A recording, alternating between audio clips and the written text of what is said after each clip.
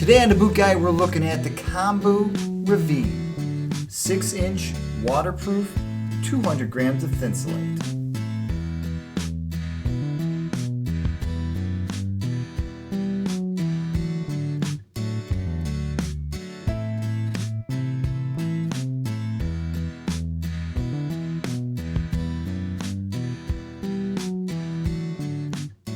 All you guys out there with a Costco membership, you might recognize this boot.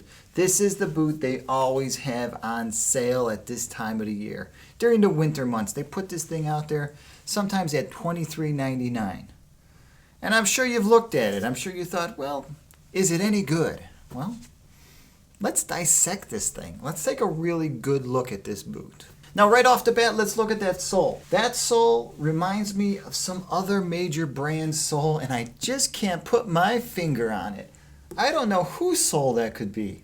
Now, it's not a bad sole. It's a dual density urethane with a harder material on the bottom, softer material sandwiched in between the upper. It's a direct attached waterproof upper, so not bad. They've got something going on here. Side by side, if you put this next to a $200 or $300 hiking boot, to the untrained eye, you might not be able to tell the difference outside of a few flashy colors and maybe the way the sole would say Vibram on it or something. But right here, it looks like every other mid-range hiking boot that's out there today. The finishing on the boot isn't half bad for the price range of which it exists. It's finished off nicely. There's no wild threads. All the stitching's pretty even. Now, it's not triple stitched or anything. It's all double stitched, and it should be. And the stitches are really tight. It's not a nice wide stitch. It's not a strengthening, strong stitch, because the materials that are being used really are not that heavy duty. There's a pretty thin piece of leather here, and that's a pretty thin urethane sole. So you can actually get away with a little less material and make a halfway decent shoe here. Now, this boot has some pretty wild claims. And as you can see here, there are some characteristics here that I really don't agree with. Mainly, it's the temperature rating. This is a 200 gram insulated boot with Thinsulate. 200 grams.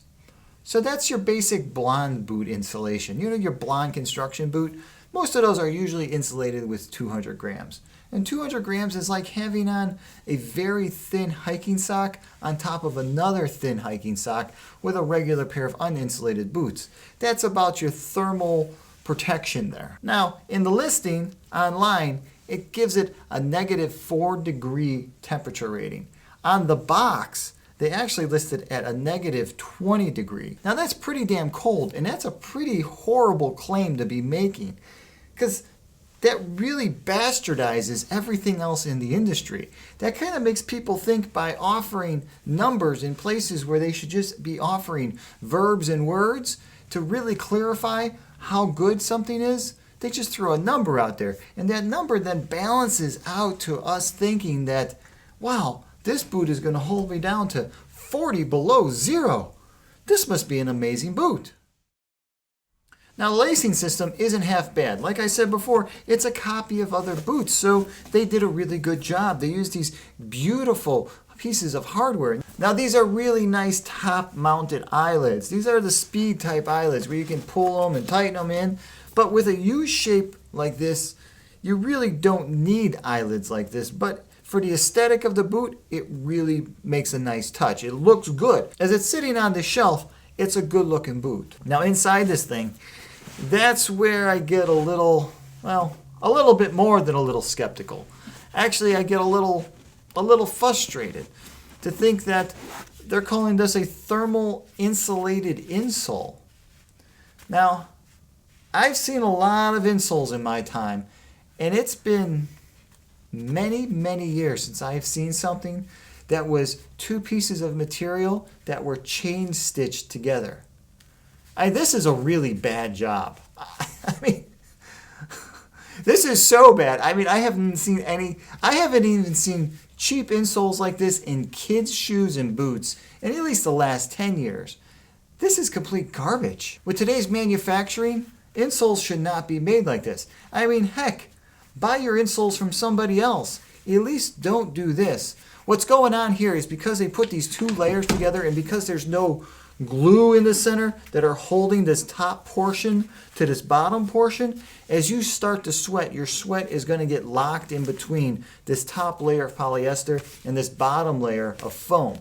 Now, it is going to insulate you. Mind you, it creates air pockets, so it's going to keep you warm. And that's probably their thinking here. But this is going to start to stink like you would not believe, especially if you're in the car and in stores. And I mean, you're not really wearing this boot here for work. There's no way that you're going to consider this to be your work boot. And if you are, okay, so this is what you can afford. A $25 boot from Costco. I understand that.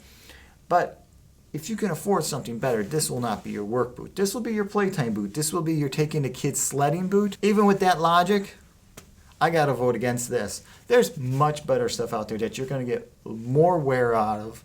That's going to feel better. That's going to look better. And the construction on it is going to be better. Now, in closing, I'm not a big fan of the boot. To be honest with you, for the money, I'm not a fan of it. But I spend most of my time looking at really high-end boots and dissecting them and really looking close at work boots and outdoor boots that are going to last you a little bit longer. They're going to be a little bit better for your daily life. I don't think that boots like this are actually made for that purpose. Ideally, I see something like this being perfect for a family of 5. Let's say you got 5 teenage boys. Let's say you got 4 teenage boys, okay? Teenage boys. They will destroy this, but you're only putting out $25 to put it on their feet. You're not dishing out $200 for a pair of other high-end hiking boots in order to get them on their feet. This actually has a purpose there. Now, mind you, it's just going to end up in a landfill. You're going to throw it out. You probably donate it, and some homeless person in some other country will end up wearing it. But I can see its place in a consumer-based society. I can see a family of multiples buying these for all the boys.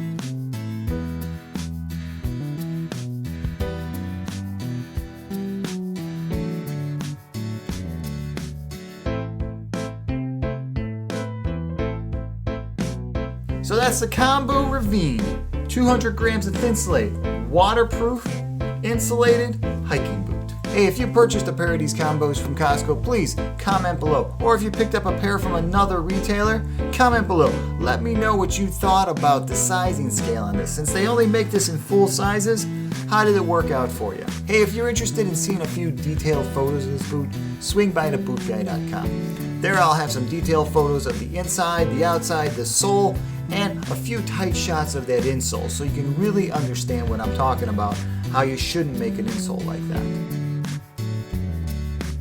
Hey, please don't forget to hit my subscribe button below. It really helps out. And if you should have any questions about purchasing outdoor boots, work boots, or just boots in general, hey, shoot me over an email. All right, until the next time, I'm the Boot Guy. Thanks a lot for watching.